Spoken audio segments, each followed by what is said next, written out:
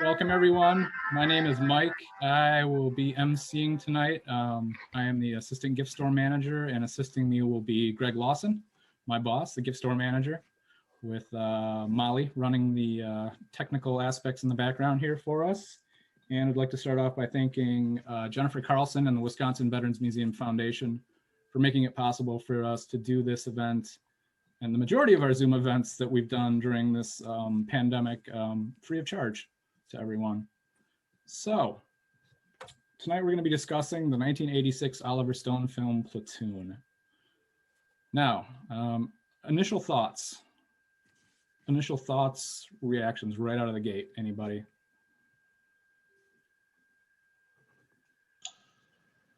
I hadn't seen it in probably, I don't know, over 10 years. So I remember sorry, I hear a huge echo. I remember I saw it when it first came out, and it reminded me of Saving Private Ryan. Like, it was the new war film that had come out, and it was really intense. But then rewatching it again, and after being in the military for 30 years, you just see it kind of through a different lens. And then I was also picking out like the filming stuff, like that Saving Private Ryan thing where it was like the explosions and the bullets and all that stuff. It was like bad ricochet sounds. And but it was, I picked up a lot of things, kind of after reading the questions and just like watching it more critically, I guess. I picked out a lot of things that I hadn't really even thought of in the past when I saw it.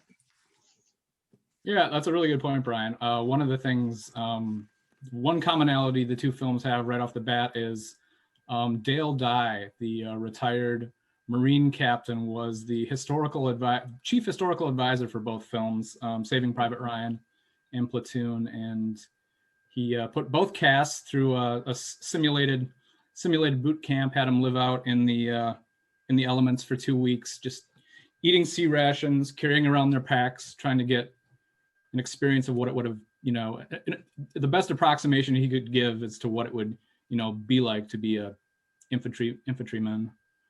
I think one of the other things that was similar between the two movies was that they were both shot sequentially. Platoon was shot, which is very unusual to do, and the reaction of the actors was that as the actors died in Platoon, they left the set, so it became almost like an actual war scene, a war event for them, as they were losing companions throughout, and it became increasingly isolated and lonely as they saw these people leave. That's a great point about the wear on the individuals, because as Chris comes into the theater, he's a fresh-faced recruit coming right out of basic training, and 2 hours into the movie, which is a lifetime to him in the course of the movie, he's worn out. He's basically the soldier he sees at the airstrip when he comes in at the beginning of the movie. Yeah, those are both really good points. I feel like, Chris, and getting to one of Eric's questions is, do you notice any difference between Taylor and Chris? If so, what are the differences and what contributed to their change? I feel like that's ties directly to that, right? So Chris really transforms and becomes accepted by his fellow soldiers when he has been in combat with them, when he's faced danger with them, and when he gets injured, he gets wounded in the neck, right? That's when that's kind of the beginning of him no longer is, this fresh face, innocent, like Greg said, coming straight into the theater, and he becomes one of the trusted guys. Well, he earns his place. He goes from being a pardon the term, an FNG, to who's Taylor, because he's Taylor because nobody wants to get to know him, because unless he makes it 2 to 3 weeks, he doesn't have an identity, because there's no point in getting to know a person who doesn't make it for 2 to 3 weeks, as Taylor emphasizes in his letter home to his grandmother. But then once he has his experiences and he starts to get some experiences under his belt, then the established soldiers can start putting their time into Chris, and he gains an identity. And he's now a commodity that they want to get to know as well. That's probably why Gardner never becomes anything more than Gardner. Exactly. I have a question. Oh, I'm sorry. Go ahead. Yeah, go ahead, Sally. No, I just have a question. I'm a grandma. I will never have a grandson in the military or I doubt a granddaughter in the military. Why does he write to grandma and not mom?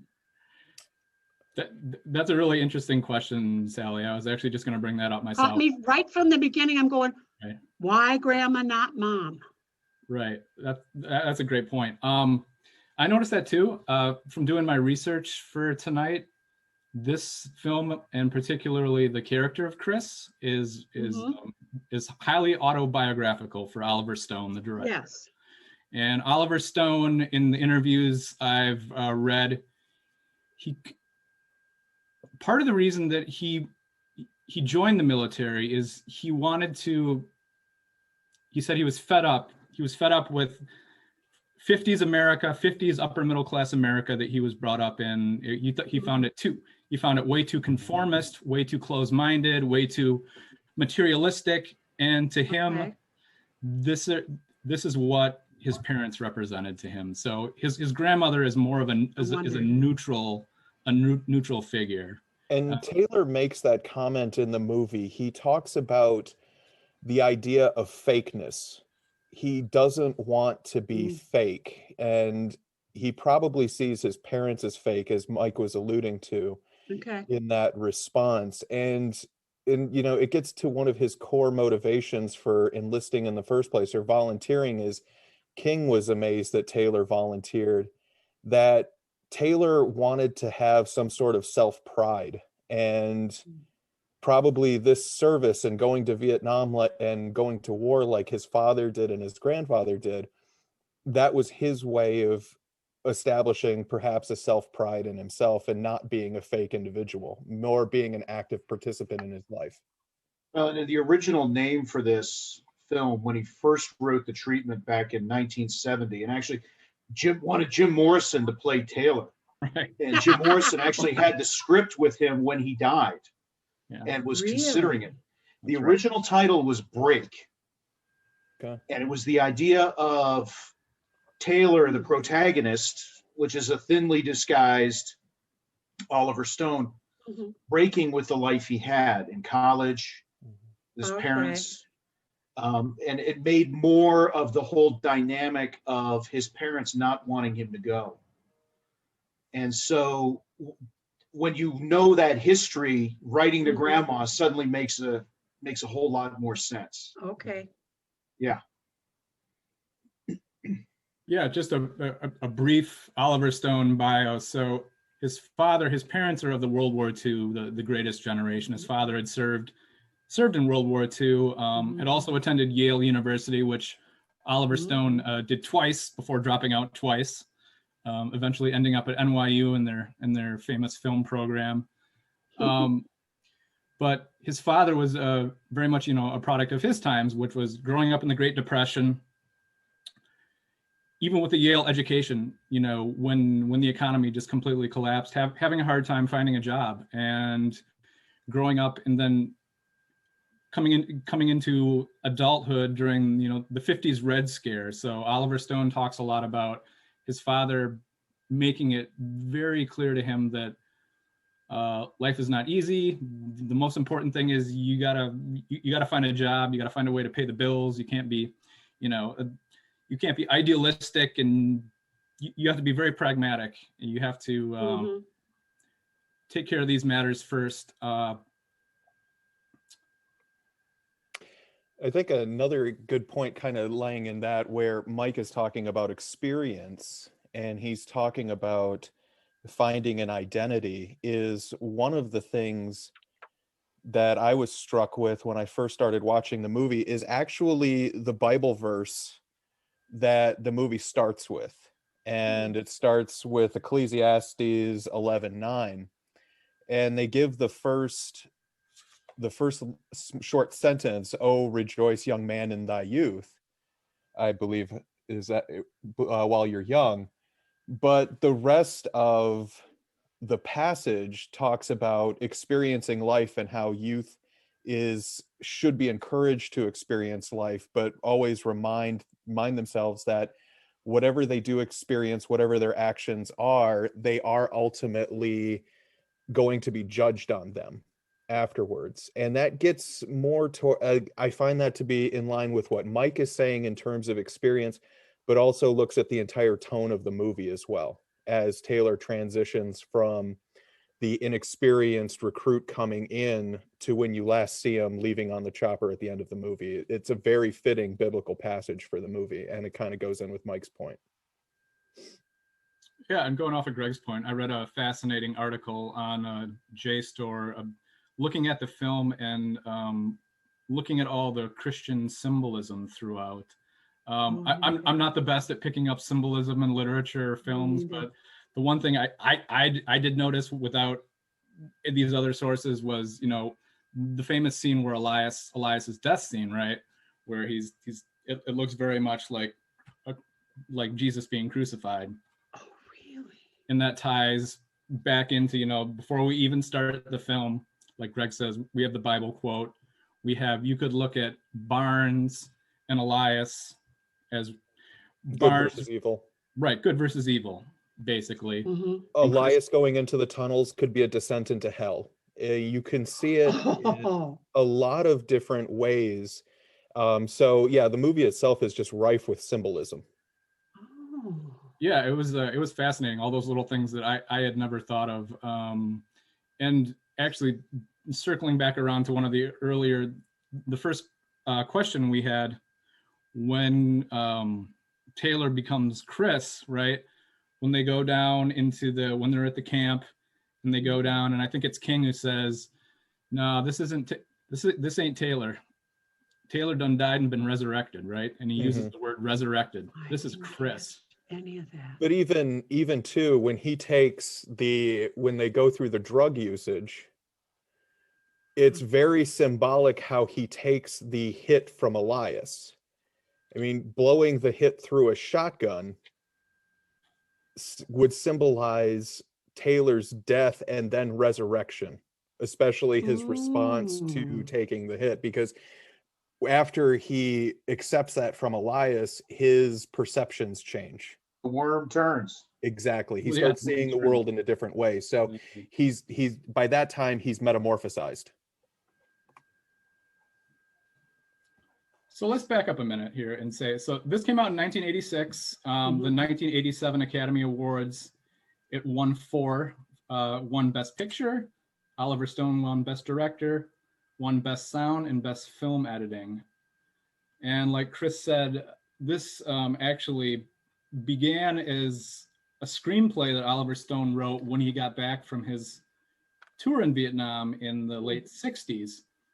And he was unable to find anyone in Hollywood that was willing to make it for him until the mid 80s. And even in the mid 80s, it was actually a British company. It wasn't an American film company that put up the funds to do the film. I think that was Hemdale. Yep. Which I found to be quite interesting. And this is all coming in. This is all about the same time, right?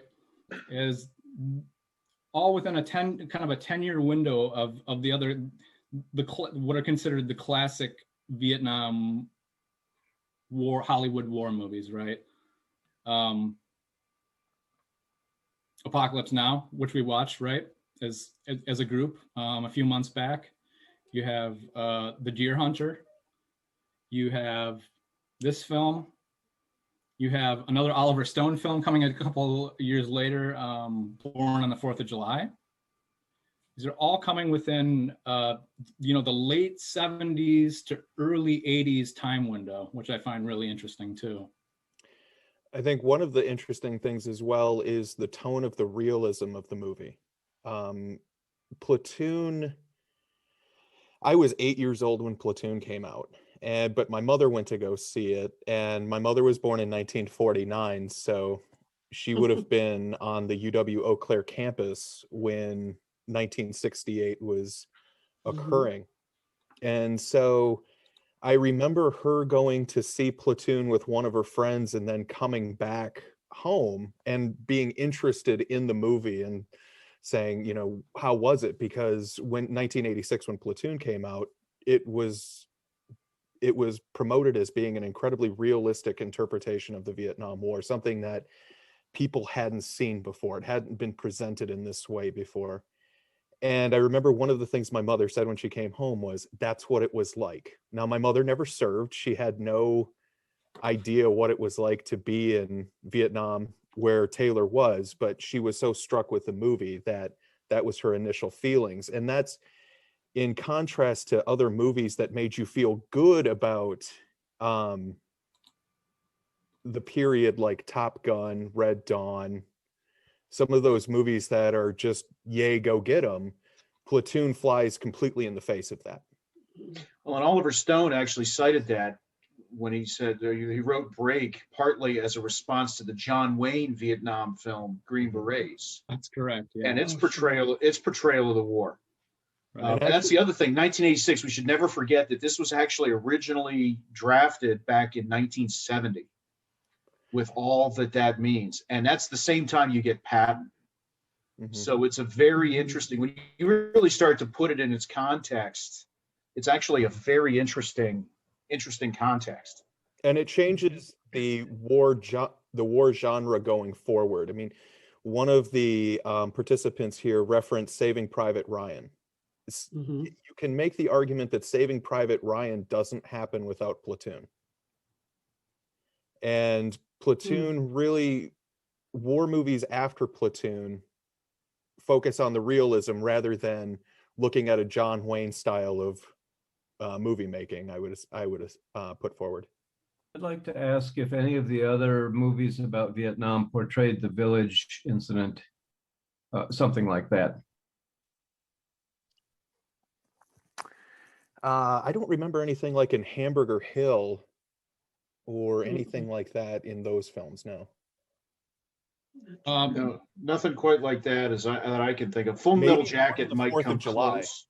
Yeah, Yeah, Full Metal Jacket. I think Full Metal Jacket had something similar to that, but I can't remember completely. And to be honest, let's be honest, with that, certain aspects of this movie like that watch a lot differently, particularly over what's happened the last couple of weeks. And we'll just leave it. It needs to be said. We'll make that comment and move on. John, was there something you wanted to add?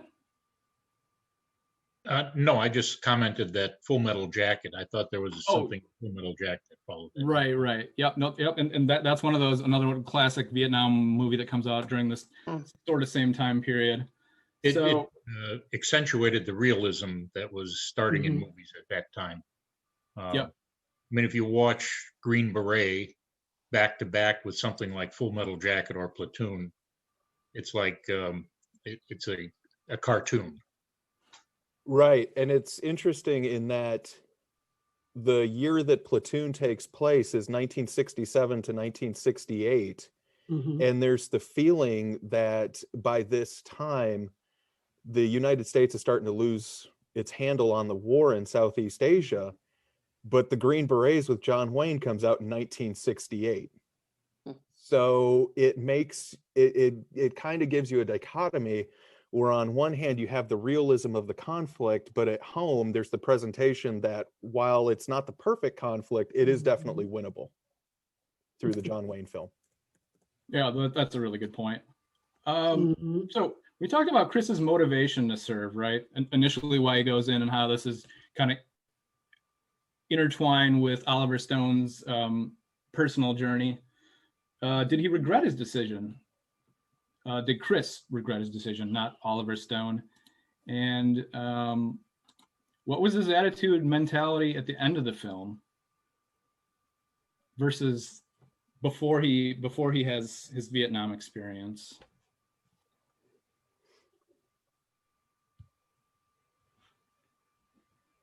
I was, if I may say, I was a bit disappointed in the closing lines, which I thought were very pretentious or pompous or sententious, saying that the two were going to rule him for the rest of his life and trying to find some meaning out of this, which I didn't think was all that well expressed.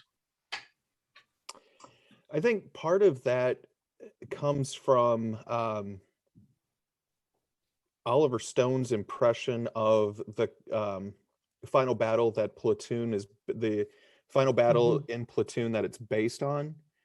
After doing some research, it's based on the New Year's Day battle in 1968, where Stone was reportedly stationed and participated in the battle. And after going through what's presented in the movie as the classic decisive battle and climax of the movie, he comes back and he's actually surprised that people in the United States didn't know a lot about what happened at that particular battle site. It was a footnote. And I think that really bothered him. And it probably, if this movie is heavily autobiographical, stuck with him and presented itself in the film through that manner. That's a really good point, though, that you brought up, March. Is one of the constant criticisms. I mean, this film was largely lauded, right? It got critical acclaim, won the Academy Award, but one of the things that the critics consistently didn't like were the voiceovers. They thought they were kind of like, and like you pointed out, that last one, might be a little pretentious. They might not quite fit in with the rest of the with what's going on screen. So other people's have picked up on that too. I don't think he regretted his decision so much to go in. I think by the end of the film, I think he was kind of regretting that he felt he'd been misled about the war. Yes. When he went in. Yes. Yeah, I think that's kind of what I took away as well. Me too. Yeah, One of the there's things- a sense of disillusionment by him, but also the others, and particularly in the complexities. All the characters, to one degree or another, are plopped into a very complex environment, very ambiguous environment, and you see many of them trying to find their anchor through all of this. And for some of them, they get very disillusioned. And I think that's what ends up happening with Chris. One thing I personally would have liked to have seen, and I think where Full Metal Jacket excels past Platoon, is the boot camp phase. And because of boot camp and then the experiences, Full Metal Jacket's really two separate movies in one. But it would have been interesting to see Chris evolve through basic training and then through army training and then come into Vietnam to see. I think that would have been a more powerful change for the character overall. I just had a question. Is Chris from middle class America or upper class, or is he one of the poor, unwanted, as he describes many of the fellow soldiers? You would assume he's at least middle class. I mean, Okay. he dropped out of college to enlist, so chances are he had a college deferment, and so it was his choice to go to Vietnam rather than being drafted. So he could have skipped the war if he felt like it. Okay, that says something to me, that he volunteered to go versus And I a think lot of. that's part of what King's surprised during that conversation, where he says, "You actually signed up for this? Why did you sign up for this?" Right. But there were a lot of reasons that people did sign up. I mean, lots and lots of different reasons. No, that's true. That's true. I mean, my brother was a college graduate with a degree in journalism and went to Vietnam. But he did that instead of something, maybe he wasn't even quite finished with his degree, but he did that instead of something else. Instead of being drafted, he volunteered. Once you knew your number, it was a decision what do I sign up for, or do I wait and become a Right, grunt? exactly. My brother was in the volunteered for the Air Force, which was a preferred unit than some of the others. Mhm. But he also, this is hard. I guess I'll just say this. It's hard for me to watch this because it was so integral in my life, including being at the university at 1967 to 70 and to having my brother in Vietnam. And he died very young of a Vietnam related illness in the veterans home. So it's hard for me to analyze this scientifically. And I've also traveled in Vietnam and Cambodia because I wanted to experience some of the things that these guys had to go through, the heat and some of the things they experienced there. So I've widely traveled in Vietnam and Cambodia. Anyway, enough of that. I agree with you about it being very hard to watch. It brought easily to mind a really good friend of mine who was killed in Vietnam. So the dead, but also I call them the living dead, who've never recovered from their experience of being in Vietnam. And a lot of it is really unique to our age group, very closely, where you were in 1964 to 72. Yeah. Really significant. Anyway, I'm off subject, I guess. No, That's actually really interesting. I'll just throw a quick fact out here is that except for 2012, Vietnam has been an issue in every presidential election until 2016. Through 2016, I should say. So when you talk about it searing that pain, that era, it still hangs with us today. You're absolutely right. It cuts deep. And I wonder how much that influences how Oliver Stone portrays in this movie, and why he puts that speech at the end of the movie is a way to recognize that fact and to realize that, this is almost 20 years, portrays stuff that happened 20 years before the film. But the pain doesn't go away. No, it's still here. It's still with us. And it's obviously still with us even in this conversation. About 10 What's years, interesting to me, go ahead. I'm sorry. Go ahead, sir. About 10 years before the movie came out, a fellow named James Fallows wrote a very influential article titled, "What Did You Do in the Class War, Daddy?" About the conflict between the upper class and lower class in Vietnam, and his experience in evading, basically having to be drafted into the war. Really, really great article. I actually knew Fallows when he and I worked at the same magazine for a while.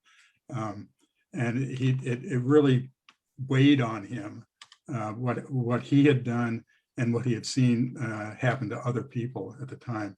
And I kind of suspect that part of what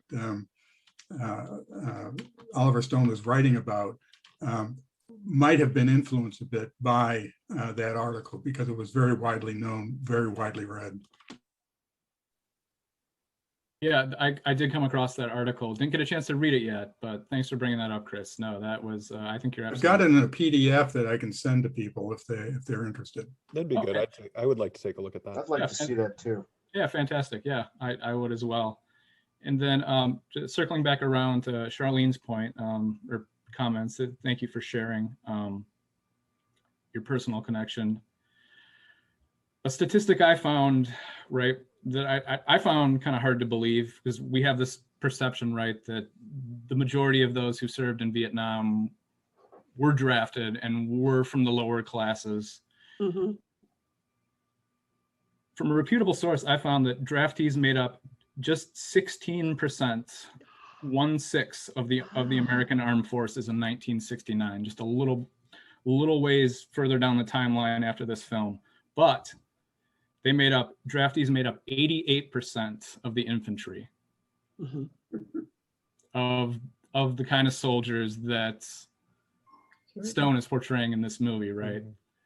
That's his experience. That's his experience with when he writes one of his first letters home to his grandma, you know, he talks about how these are the people that society has rejected. They're kind of the down and outs. They're the bottom of the barrel. They don't. Best case scenario, that they might have a blue collar job in a factory waiting for them when they get back home.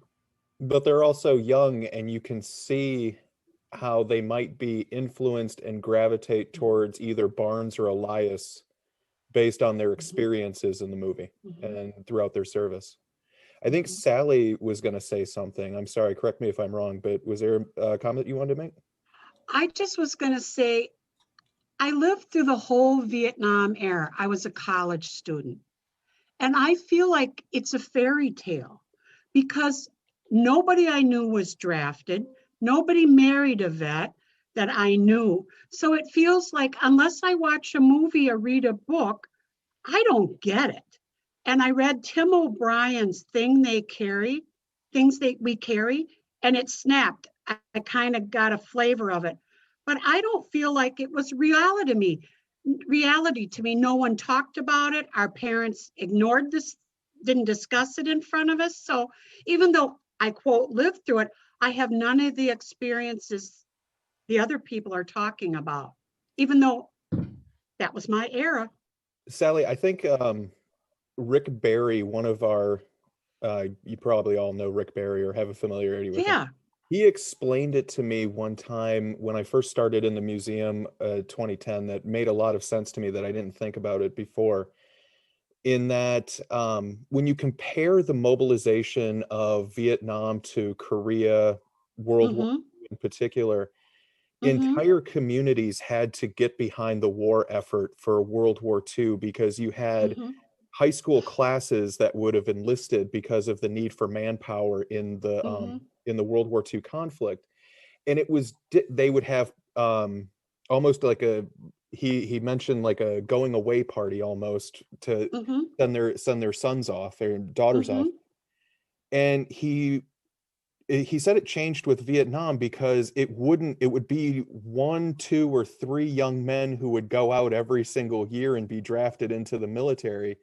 And so it's almost like you didn't notice them leave in the first place. Yes. And so the community didn't realize that a large part of its youth had actually gone to fight, and everyday life continued without that reminder of a missing person or sacrifice of that person.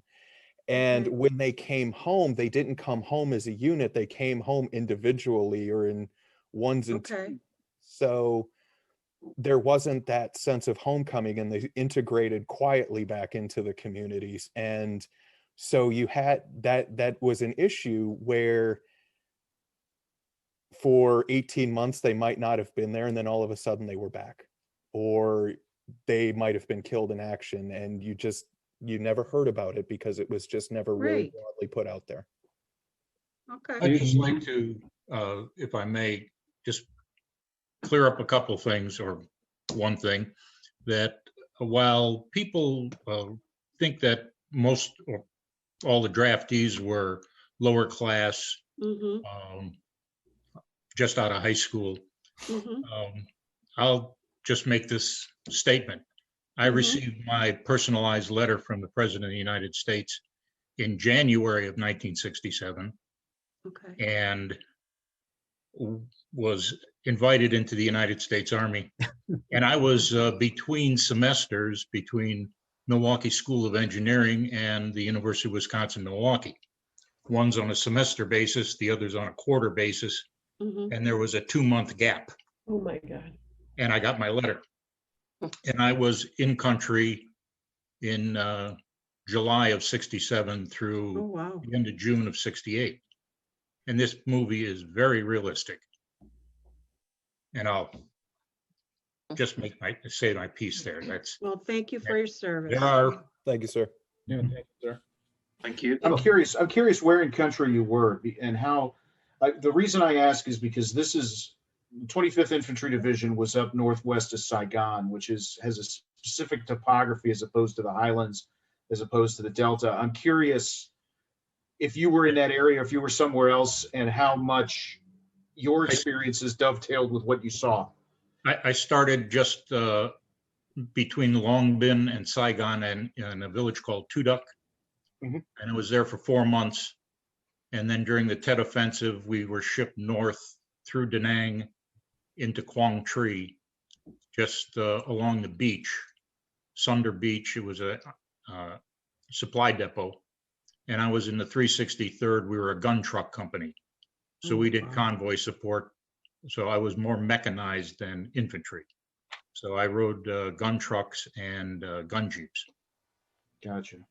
Yeah, Quang Tri was right next to the DMZ, wasn't it? We were about 6 miles south of the DMZ, and Quang Tri was about maybe 15, 20 miles south. Right, it was the northernmost province in Yes. South Vietnam, right? Northeastern end of the country. Right. Don't mind my going back to people returning. There are just a couple details which anyone familiar with the period knows. People did come back individually, not as a unit, and they were back in country, our country, within 48 hours or something. Yes. In previous conflicts, units had come home together, sometimes on long sea voyages, when they were able to decompress and process. That's if you remember the WPT series, Wisconsin Remembers, Wisconsin Vietnam War Stories. I'm sorry, I forget his name, but there's an individual who makes that exact same comment where he couldn't believe that he went from being in a combat zone and in 48 to 72 hours, he was sitting at his parents' kitchen table like nothing happened. And he makes the comment himself that there was no way he was prepared to make that level of jump from active duty service, being in that environment in Vietnam, to being back home with his parents. And it took him a long time to come to terms with that. And I'm sorry, I forget his name, but I believe it's in the second hour of the documentary. Well, you look at the number of homeless that are veterans, and I think the older ones would have been in Vietnam, whom I call the living dead, were really wounded, and it's obvious that they never have been able to process what they went through. Another thing. Oh, go ahead, Charlie. Another thing that has troubled me since that period of time is some of the stories that have been on, who's the guy that did the big documentary on public television? Oh, Ken Burns? Ken Burns. And some of those stories of all of the dishonesty and all of the political junk that went on during the Vietnam War. All that stuff troubles me as much as some of the war stuff itself. And Ken Burns is interesting too, because it's very divided in the interpretation of his documentary, where you take a look at the Civil War, you take a look at the war, people consider that to be very fair and balanced for all sides, or at least the American sides of those conflicts. But the Vietnam War is incredibly divided in terms of how people view it. There are aspects of that documentary that people really appreciate for its realism and authenticity, and then there are other aspects that people do not care for because they feel that it omitted or didn't quite get the story straight. So I appreciate you brought that documentary up. Yeah, the Vietnam vets I know are split right down the middle on it. Some of them hate it with a passion. Some of them said, "Yeah, he's captured it." But all the political characters that were involved in some of that stuff were troublesome, troubling, and some of the dishonesty that happened, and we were told about, I've taken some classes through Plato and some other places too, where we've talked about those things. Remember the Pentagon Papers and all the.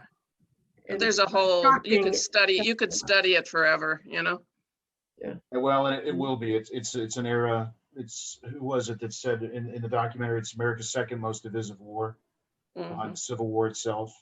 I will say the Fall of Saigon episode is amazing. To your point, though, March, just to bring it back to what you were saying about the long-term costs of the war, many of you have probably heard the 22 veteran suicides per day statistic. Mm-hmm. I've seen studies that maybe as high as 50%, it's at least a significant percentage, are Vietnam era. My father had, he had one of his classmates who went over. He was a tunnel rat in Cu Chi. Oh, God. And he never integrated back in. He could never come back in to get past his experiences and never get past them. And that unfortunately happened to him shortly after he came home. Actually, one of my trips to Vietnam, or the trip that I did the most traveling in Vietnam, we were able to meet with guys from both sides in a kind of coffee session. And the reality was they were 14 years old when they went in too. And, you know, there was a story there for all of them. It was really quite touching and healing, actually, to be able to do that. And people were very kind. What?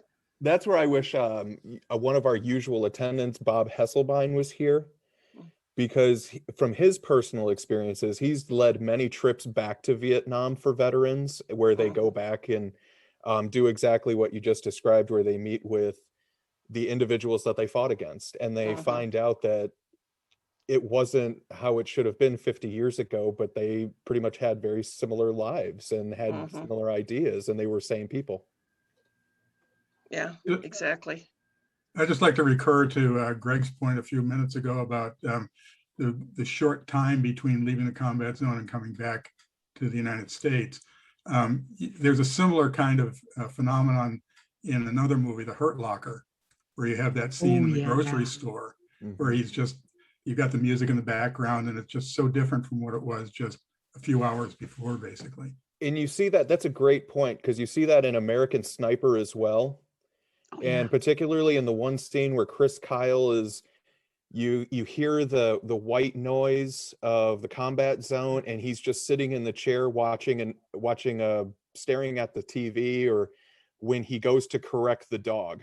And it's, you see that he completely can't put one thing away, so he constantly re-ups to get back to it. Now, it's for different motivations than in the movie in Platoon here, but something very similar to trying to come home. And to circle back around to March's point, which Greg picked up on about how there could be such a short span of time between when you were in Vietnam, when you were back home. Greg is referencing, I actually have the book in front of me here, the Wisconsin Vietnam War Stories. I'll put it up so people can see it. This was done with a partnership between us, the Wisconsin Veterans Museum, the Wisconsin Historical Society, and Wisconsin Public Television in 2010. And there is an excellent documentary that goes along with these companion coffee table books. They did one with Vietnam veterans, they did one with Wisconsin Korea veterans, and one with Wisconsin World War II veterans. And all these documentaries are now available to view for free through PBS Wisconsin's website, if anyone is interested. They're very interesting. It's very worthwhile. I have yet to get all the way through the Vietnam one. I really look forward to doing that now after watching these last couple of Vietnam movies. Another point to bring up too is that we talked about how this movie is seen right from an Army infantryman's position. It's seen, it's Oliver Stone's fictionalized view of the war, but there were also other views of the war, right? And there were everyone had their own unique Vietnam, and there were other Vietnams that were not represented at all in this film, like American women who served, right? There was a recent blog post on the Veterans Administration website stating that there were more than 265,000 American women who served in the military during the Vietnam era, and some 11,000 served in Vietnam in country. And over 88% of those volunteered, a lot of them serving in the US Army Nurse Corps. So that's a story, right? And that's a particular Vietnam that we don't see at all in this movie. We don't see the US Navy's Vietnam. We don't see the Vietnam from the perspective of the peasants in South Vietnam, right? I mean, we don't see it from the enemy's perspective. There are so many different Vietnams that, while this film has been lauded as being highly realistic in its portrayal of combat and what the experience of Army infantrymen was like, there are a lot of different experiences of Vietnam. I think that's just important to point out. Getting what Mike said, there was the show in the 80s, China Beach, Yep. on ABC, which did take a look at, I believe it was a MASH unit, Right. or maybe it was a fixed hospital. But Those mash. it like Mike said, it looks at I haven't watched China Beach in 25 years, so excuse me if I get it wrong. But Taylor's view of the Vietnam War is what's going on around him, and it's what directly affects him. And it seems that when we have a presentation like what Mike says about Vietnam, it's very compartmentalized to what is immediate to that story. You don't see something further, like the Navy doesn't come in, you don't see the Air Force unless it's on an airstrike. It's immediately what's in your vicinity, and that's the story. Wasn't there about 3-to-1 or 4-to-1 support people versus infantry also? I mean, there were a lot of support people there.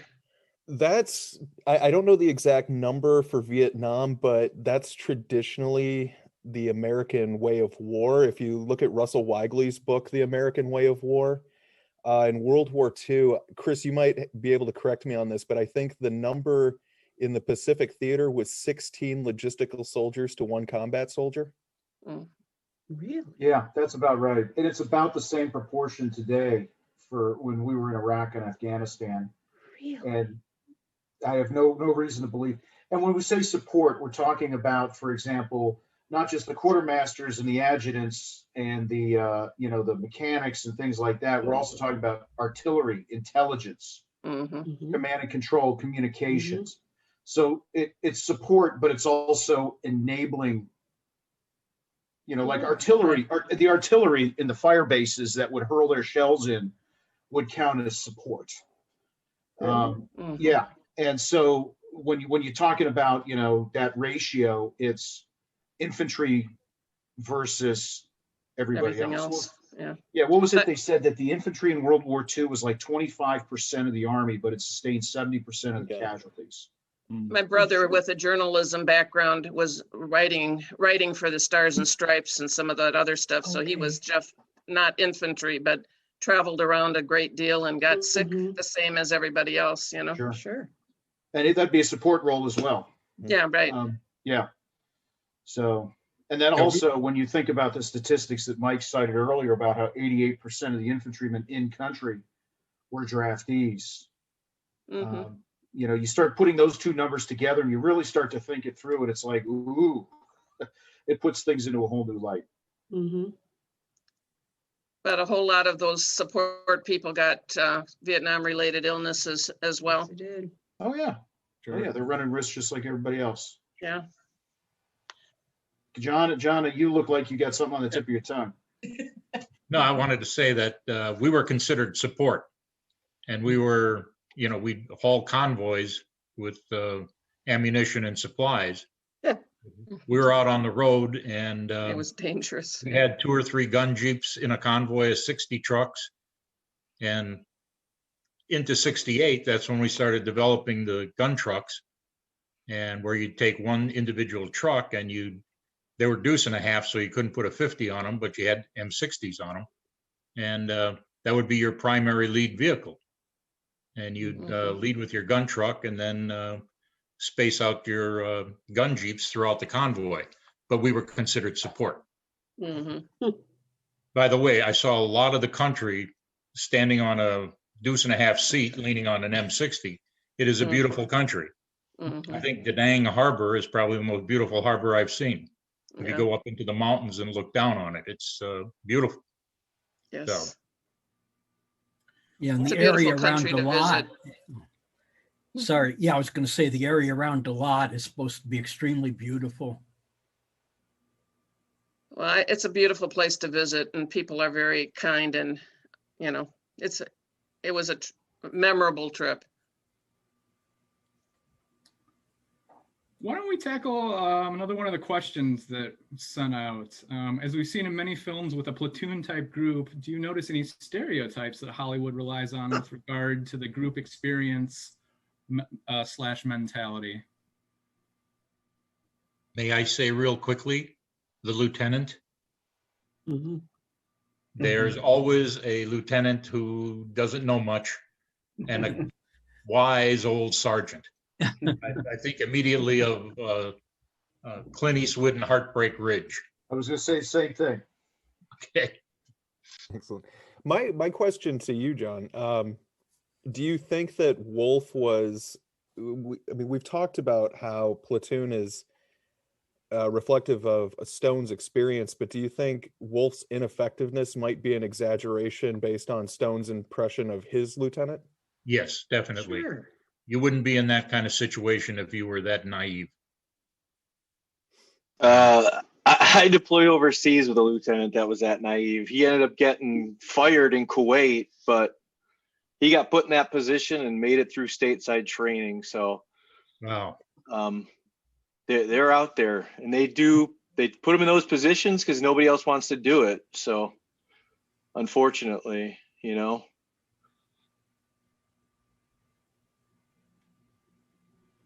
I did read doing the research for this that Barnes and Elias are both based on real soldiers that Stone fought with in Vietnam.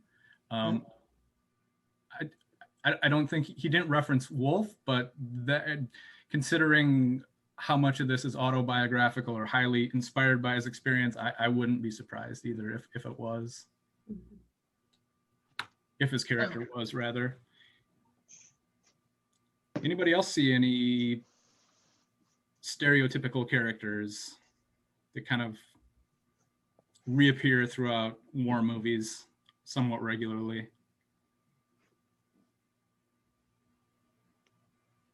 There's always a coward in every war movie I've ever seen. Somebody's always the weakling, the coward that they kind of have to somebody has to rescue. I asked my dad about that. He said they wouldn't last long overseas during World War II. He didn't say exactly why, but he said they wouldn't have made it. There has been some critical commentary about the portrayal of the black soldiers. It's, Yes, that's true. highly stereotypical. Yes. Always stoned. Well, that was one of the hard things for my brother, and he didn't talk much about life in Vietnam during the time he was there, but that was one of them, the struggles, the racial stuff, just the, drugs and alcohol and some of that stuff that was really troublesome to him. But again, that's big stereotypes too, in the movie and in life. Yeah. So two of the main characters, right? Sergeant Barnes and Sergeant Elias were both played by very accomplished actors. This is one of the questions we sent out. Who do you think played their character better and why? They were actually Willem Dafoe and name's on tip of my tongue. Tom Berenger. Berenger. Berenger, yes. Berenger were both nominated for Best Supporting Actor in the 1987 Academy Awards. Anyone have a strong opinion one way or another which I thought character Tom did Berenger better commanded every scene he was in. Yeah. Dafoe was a great actor too. He played Elias very well. But Tom Berenger, he chewed the scenery very well. He was Rambo. Yeah. Well, he played a good, grizzled NCO. And that's some of the stuff that I just like, those small things that I thought were pretty cool, like as a retired NCO. But there were scenes when, like security was lax or people weren't wearing their uniforms and stuff. And he was always walking around with his helmet and his flak jacket on. Just, he was always doing like the right thing. I mean, until the village scene, he was always just like that grizzled guy who I think had just been in Vietnam way too long, but Lifer. yeah, but he also probably didn't want to go home. But then speaking of him too, there were two parts, and like I'd sort of touched on this earlier, where after seeing it again, like there were little things. There were like two parts in the movie where Sheen like looked like Taylor and Barnes both caught eyes, and one was early, I think, right after that guy picked up the box for the booby trap, and he walked up, and Barnes was sitting there with his helmet off, and it was sort of like, I think Taylor like thought he caught him in an actual human moment, because he actually like had that look on his face, like he just didn't know if he'd been in war for too long. And then the second time like they both locked eyes was when they were in the helicopter flying away, and Taylor had just seen Elias running through the jungle, so he knew that he wasn't actually dead like Barnes told him. But I just found that interesting, because I think that like the first time Taylor's probably like, oh, this guy actually is a human being, and then after that he's probably, no, this guy is, evil incarnate to do that. I also think Berenger had a harder character to play. Like his character has less of a moral compass than Elias does, and Elias is like good. They're in a tough situation, but at the same time they are in this together. To whereas Berenger is like, you're with me, and it's a free for all. You can do whatever you want. I'm the leader, but I'm not going to be the leader. Yeah, it's like a god complex that he has.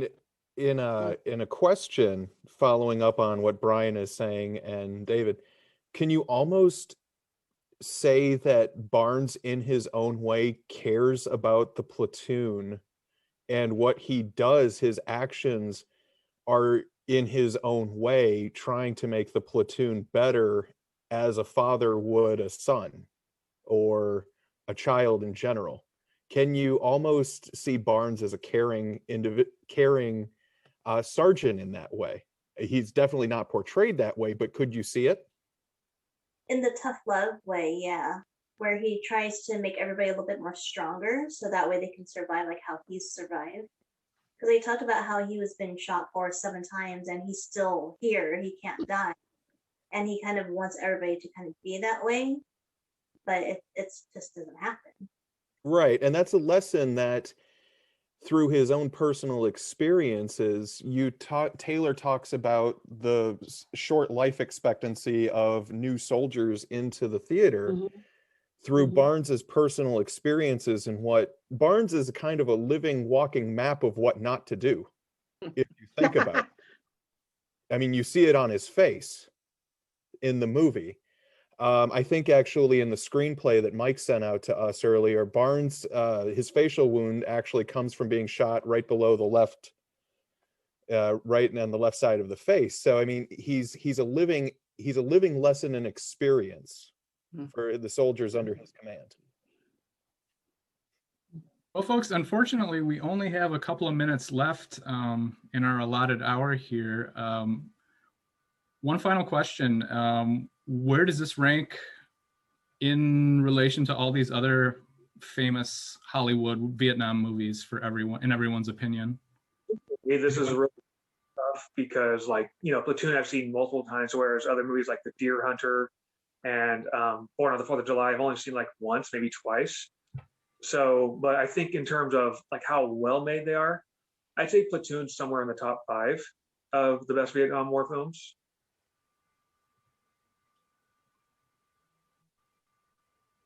Anybody else? Thanks, David. Yeah, that's a very good point.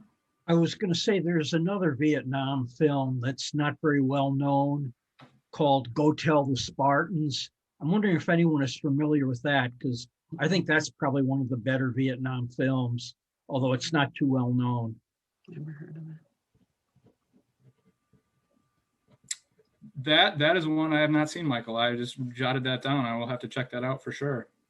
Yeah, it never got much publicity because it didn't have backing of a major studio, but it does make the rounds at repertory theaters from time to time. Sure. Anybody else? Say top 5. I agree with David. Top 5. I would Rescue Dawn is in there too. Is a really powerful film, and to Greg's point, sometimes Vietnam is such a big, broad subject. The best films about it seem to be hyper focused, and Rescue Dawn is another one that's just incredibly compelling. For me, though, the numero uno is We Were Soldiers. Yes. Mm-hmm. Sure. So Yeah, Sam Elliott chews the scenery up in that film. yeah, yes, he does. Yes, he does. It's hard when you look at Vietnam era movies, and as I talked about earlier in this discussion, I mean, it seems that Platoon really is the front runner because it's one of the first, but you know, it's tough to have the conversation without including movies like Full Metal Jacket, Hamburger Hill. One thing I liked about Hamburger Hill, appreciated, was the sense of hopelessness in the company, that they had to, I think they took the same hill 7 times, and in the end it was really for nothing. And you see the almost mismanagement and how that affects the soldiers, and that's an important lesson to take away from this particular film as well, or genre of films. Well, folks, we are out of time. Molly, can you put up the slide with our upcoming events? Thanks for coming out again, everyone, tonight. Thank you.